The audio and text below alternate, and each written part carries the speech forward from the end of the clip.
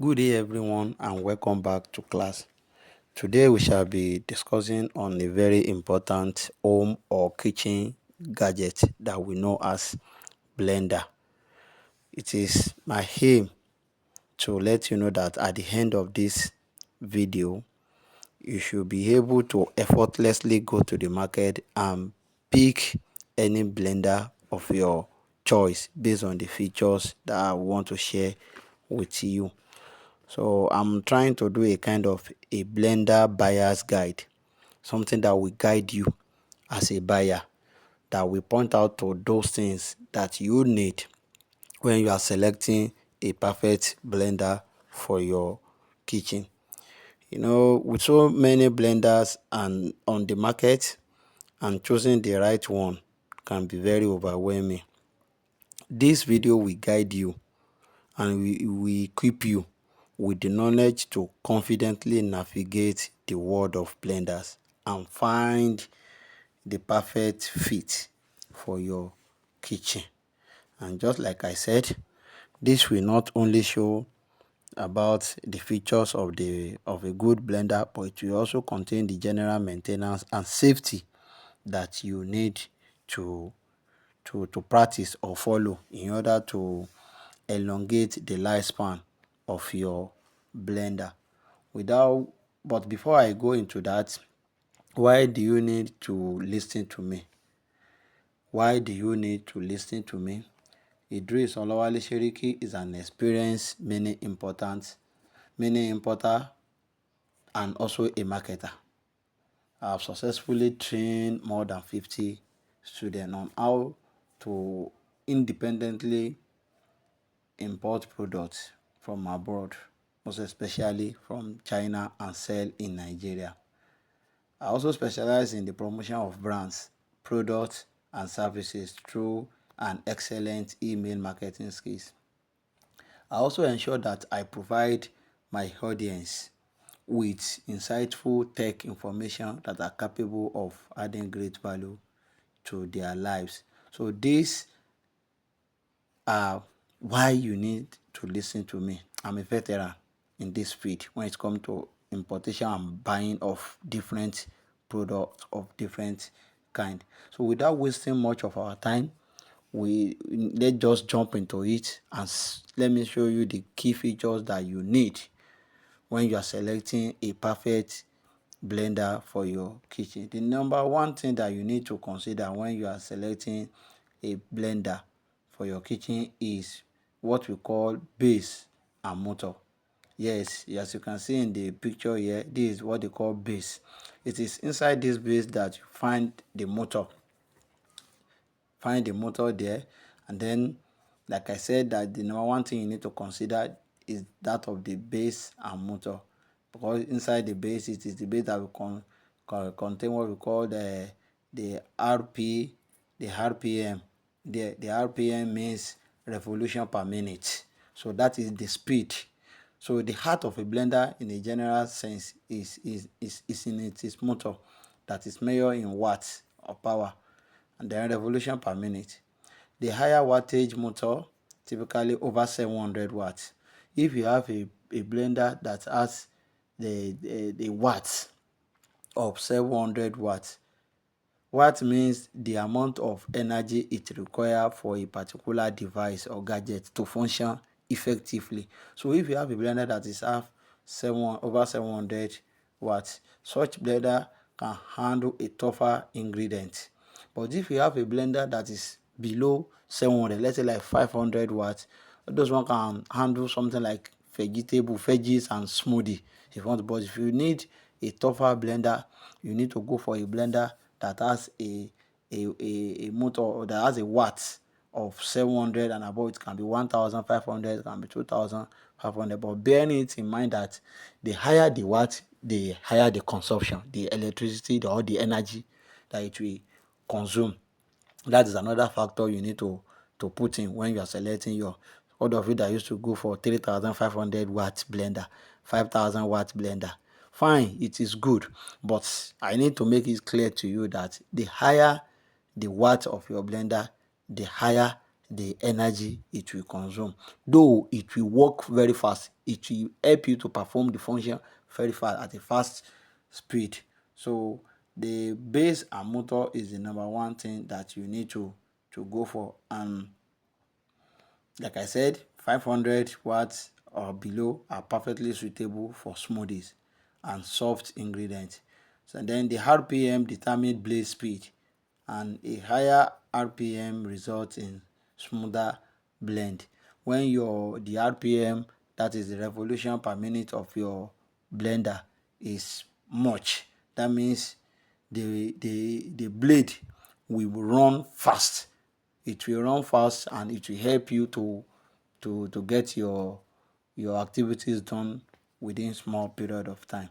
So the next thing you need to check out when you are buying a blender for your kitchen or for your home is coil. Coil is very important thing to look out for. There are two different kind of coil that is common.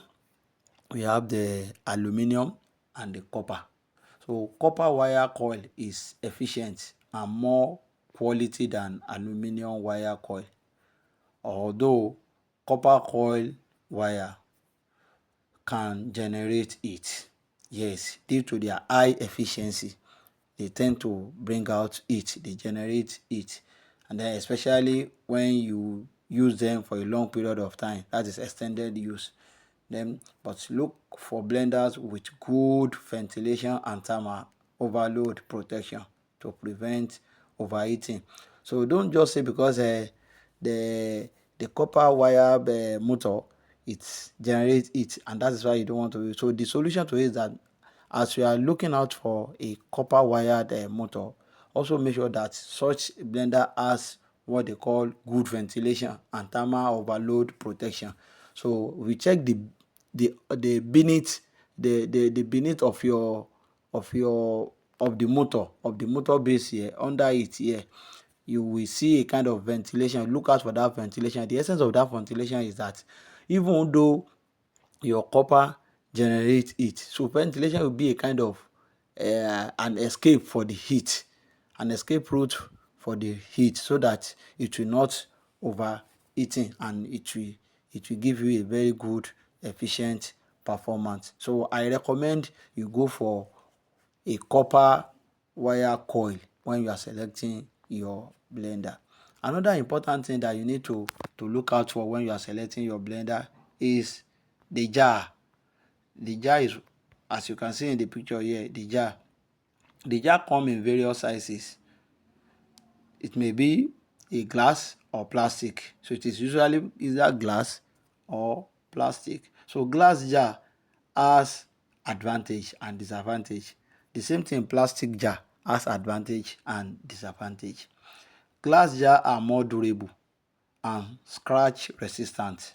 They are more durable and scratch resistant. But the disadvantage is that it used to be heavier. It's heavier than the plastic jar and also prone to breakage.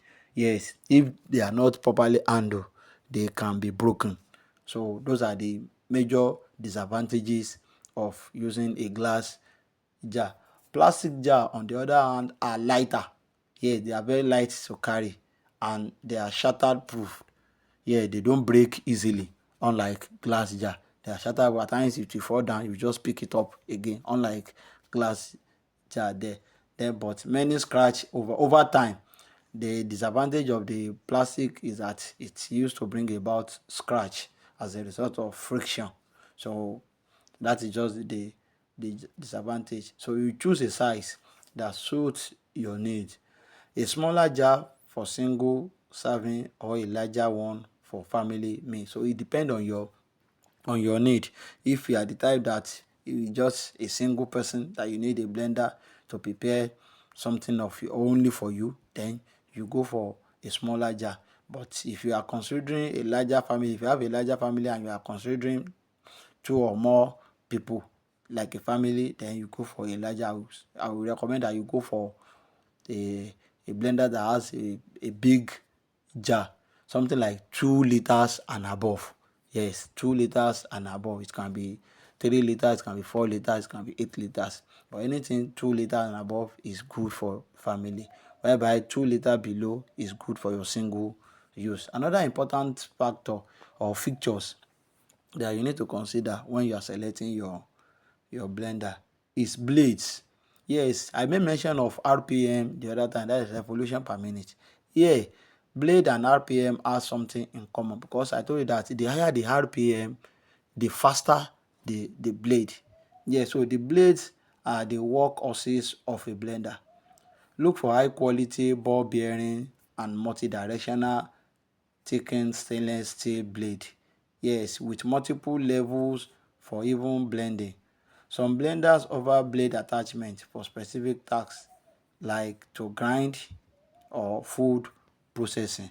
So what I'm saying here is that you go for a high quality and then ball bearing multi-directional thickened stainless steel.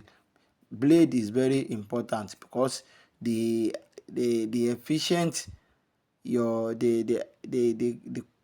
how efficient the blade of your blender is will depend on how it can crush things easily. So go for high quality ball bearing and multi-directional thickened stainless steel blade. Don't just go for it's ordinary blade. Then no, don't just go for anyhow blade. Go for a high quality blade that will help you to crush whatsoever it comes along. Another important feature here is the speed settings and function.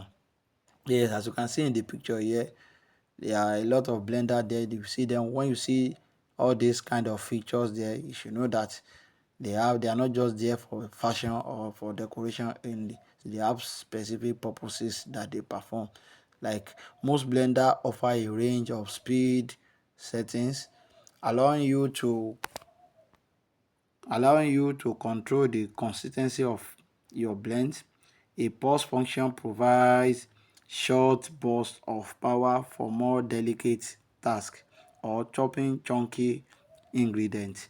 So look for blender that have speed setting that you can regulate, and you can also pause it, as you can see in this picture here. Another features that you need to consider when you are selecting a blender, here is the safety switch and features. Yes, safety switch and features. As you can see, there are a lot of blender have a lot of safety switch. That there are some blender that if the jar is not properly key, it will not start, it will not function very well. So look for a blender with a safety interlock switch that prevent the motor from running unless the jar is properly attached to the base. Overload or current protector are also protect the motor when power or voltage is not stable. Yes, there are some safety features in blenders that when power is not stable, so they will not work, and it also prevents the motor so that it will not work, so that unstable current will not flow into the motor. So that is another key important thing that you need to look out for. Then safety and general maintenance. When you are not using your blender, you are meant to disconnect the plug when the blender is not in use. That's a general practice. It's not as if you just plug it to the outlet, whether you are using it, you just want to switch it on the outlet. No, when you are not using it, you disconnect the plug from the blender. Do not wash the blender or base motor directly with the water. Yes, a lot of people make mistake of this. Because they use their blender, they want to clean it up, they now put water at the base here. They now put the water at the base here. No, you are not meant to do that. So you don't wash them directly. You don't wash the base, most especially base. You don't wash them directly with water. You can use water and small cloth. Put small cloth inside water. Don't let it be too much. Just to rub it and clean it up is enough. So instead of pouring water there that you want to use it to clean, to avoid some electric shock. Then another important safety and general maintenance is for every continuous 3 minutes of blending, always allow 1 minute of resting. So what I mean here is that when you use your blender, most especially all those heavy duty blender, that when you use them continuously like 2 3 minutes, so you are meant to allow them to rest like a 60 seconds before you continue using them. So get me loud and clear. I'm not saying you cannot use it more than 3 minutes, but continuously when you use it like 2 3 minutes without stopping it. So stop there and allow the blender to rest like 60 seconds, then before you pick it up again until you finish your activities. Another important safety and general maintenance that you need to look out, that you need to do, is always ensure that the jar is properly fit into the base before using the blender. Yes, make sure the jar is fit. Although there are some safety features that some blender that once the jar is not properly fit, it will not even work in the first instance. But it is not every blender that has that kind of feature. So it is your duty to always ensure that the jar is properly fit into the base before using the blender. Then another thing that you need to look out for is the noise level tolerance. Yes, if you are they are all these heavy duty blender tend to produce more noise. They used to be more noisier than all these low rated blender. So if you are the type that you have a tolerance for noise, then it is an important thing to consider. High power blender can be quite noisy. If noise is a concern to you, so you need to check the decibel level of the blender before you buy. So you need to read what is the decibel, how noisy is this blender is before you buy. But most of all these heavy duty blender tend to generate more noise than the low rated. So it depends on your own noise, the noise tolerance anyway. Then you have to remember that the best blender depend on your individual needs and budget. Those two are very key: your needs and your budget. By considering this key feature, you will be well equipped to choose the perfect blender to transform your kitchen. If you follow all these key features that I mentioned, irrespective of any brand of the blender that you want to buy, you'll be able to navigate effortlessly and get yourself a good blender. Check the base motor, and under the base motor you have to check for the wattage and the RPM. Then you check for the coil, make sure it is copper wire coil. Then check the jar, whether you are going for glass jar or you are going for plastic jar. I've already told you the advantages and disadvantages of both of them. Then you need to look out for the blade.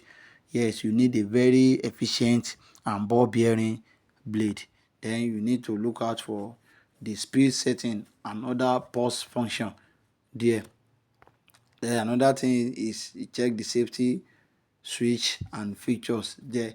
Then you now follow all this safety and general maintenance. If you can follow all these things in total, you will get yourself a perfect blender for your kitchen. So this is what I have for you today.